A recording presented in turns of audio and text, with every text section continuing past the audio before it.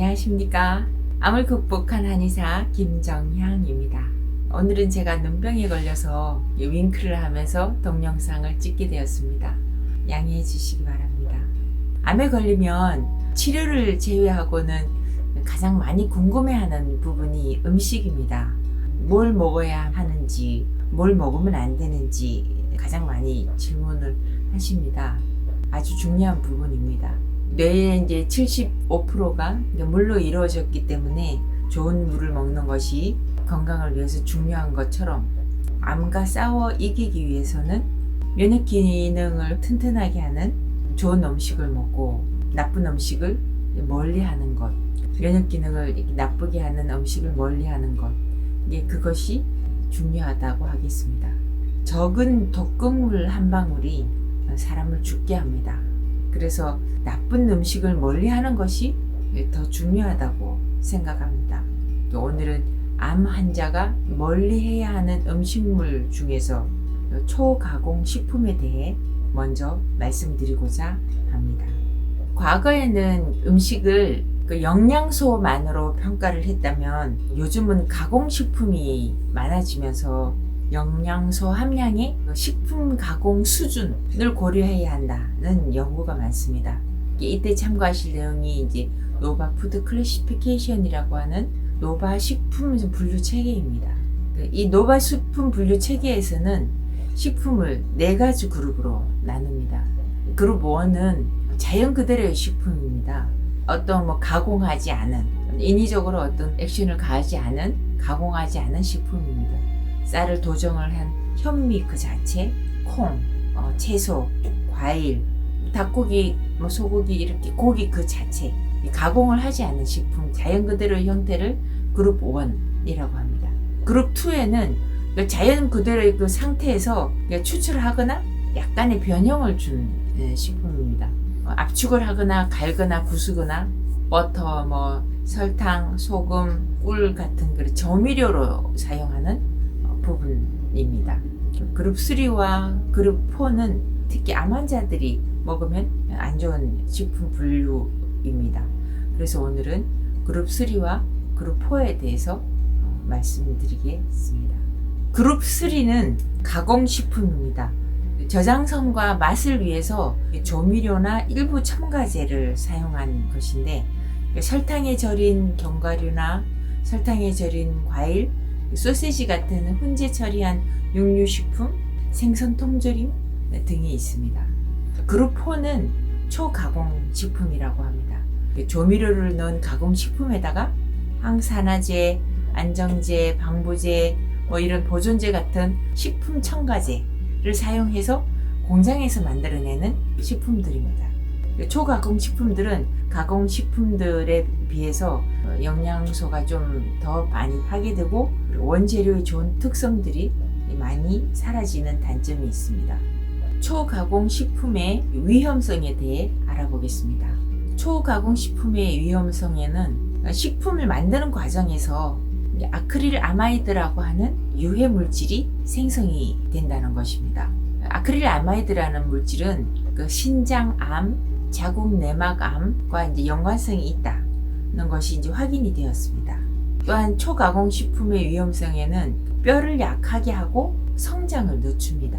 국제학술지인 네이처지에서 이제 발표된 연구를 살펴보면 6주 동안 쥐를 가지고 실험군과 대조군을 나누어 볼 때 초가공식품을 섭취하는 그룹 실험군에서 대부분의 신체 발달, 체중, 길이 이런 것들이 현저하게 낮았다고 합니다. 놀라운 점은 실험군 쥐의 발달이 현저히 낮은데도 불구하고 섭취한 칼로리는 대조군에 비해 훨씬 많았다는 것입니다. 많이 먹었는데 덜 자랐다는 겁니다. 초가공식품은 필수 영양소가 부족하다. 빈 깡통 칼로리 식품이다. 이런 겁니다. 초가공식품을 많이 먹은 실험군 쥐들은 뼈 면적 비율이 35%에서 19%가 더 낮았습니다. 그러니까 35%에서 19%의 뼈가 덜 만들어진 겁니다. 골다공증의 상징이라고 하는 기공, 뼈에 동그랗게 이제 뼈의 빈 공간 수가 대조군보다 15배가 더 많았다고 합니다. 결과적으로 초가공식품은 뼈가 성장하는 데 필요한 영양분이 특히 더 부족하다는 것입니다. 이 칼슘이라고 하는 거는 뼈를 만드는기도 하면서도 암세포를 죽이는 아포토시스 그 과정에 꼭 필요한 성분이라고 말씀을 드렸었습니다. 그래서 뼈를 만드는 것을 방해하는 초가공 식품은 암 발생도 높이고 암으로 인한 사망률도 높인다는 이제 연구 결과들입니다. 초가공 식품의 위험성은 음식을 만들 때 다양한 조미료와 첨가제를 사용을 해가지고 과식을 유발하도록 뇌를 자극한다는 것입니다. 매일 4회분, 한 4끼분 분량의 어떤 그런 초가공 식품을 섭취를 할 때 사람의 사망 위험이 62% 증가한다고 합니다. 몸의 자연스러운 대사 조절을 방해하고 식욕 조절을 힘들게 하고 면역세포가 이제 암과 싸울 때 필요로 하는 효소나 호르몬들을 이 과식을 통해서 들어온 그 음식을 소화하기 위해서 먼저 써버립니다. 그렇게 해서 얻은 영양소는 또 깡통, 빈 영양소이기 때문에 얻는 건 없고 헛고생을 하는 겁니다. 그래서 건강하고 예로부터 장수하기 위해서는 소식 적게 먹어라 하는 게 연구 결과에서도 뒷받침을 해주는 내용들입니다. 초가공식품의 위험성은 장내 미생물들을 잘 자라지 못하게 한다. 그래서 면역 기능을 떨어뜨린다는 것입니다. 그 장내 미생물들은 음식의 영양소가 이제 잘 흡수될 수 있도록 이렇게 잘게 이제 분해를 해서 잘 흡수될 수 있도록 그렇게 해서 면역력을 높입니다. 그런데 이제 보통 어떤 공장에서 만들어져서 유통되는 그런 식품들은 유통기간이 1년의 안정성이 보장이 되어야지 허가가 내줍니다. 그래서 방부제를 꼭 사용하게 되어 있습니다. 1년 동안 변질되거나 그러면 안 되기 때문에 방부제라는 게 미생물이 자라는 것을 막는 게 방부제거든요. 그래서 방부제 같은 식품 첨가물이 들어간 초가공 식품을 먹으면 그 장내 미생물도 자라지 못하게 되는 겁니다.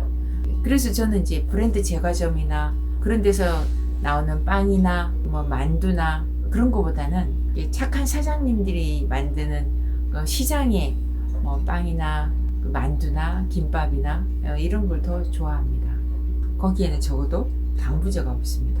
그룹 3나 그룹 4에 이제 해당하는 식품을 살펴보면 공장에서 생산되는 빵, 미리 포장된 식사, 그러니까 편의점 도시락 같은 거, 아침 시리얼, 소시지나 재생육 제품들, 갈은 고기로 만든 제품들은 신선하지 않은 확률이 높습니다.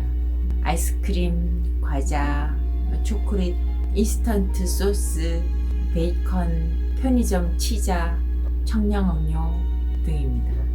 최근 이제 콩으로 만든 고기를 이렇게 동물성 고기 대신에 드시는 분들이 있는데 과도한 그 식품 첨가제가 들어서 그걸로 인한 부작용이 보고되고 있습니다.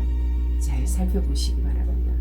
이렇게 보면 우리가 요즘에 많이 먹고 있는 음식, 특히 젊은 세대들이 먹고 있는 음식의 대부분이 그룹 3와 그룹 4에 해당되는 식품들이라는 것을 알 수 있습니다. 초가공식품은 이제 어린이와 10대 식단, 그 먹거리에 거의 3분의 2를 차지한다고 합니다.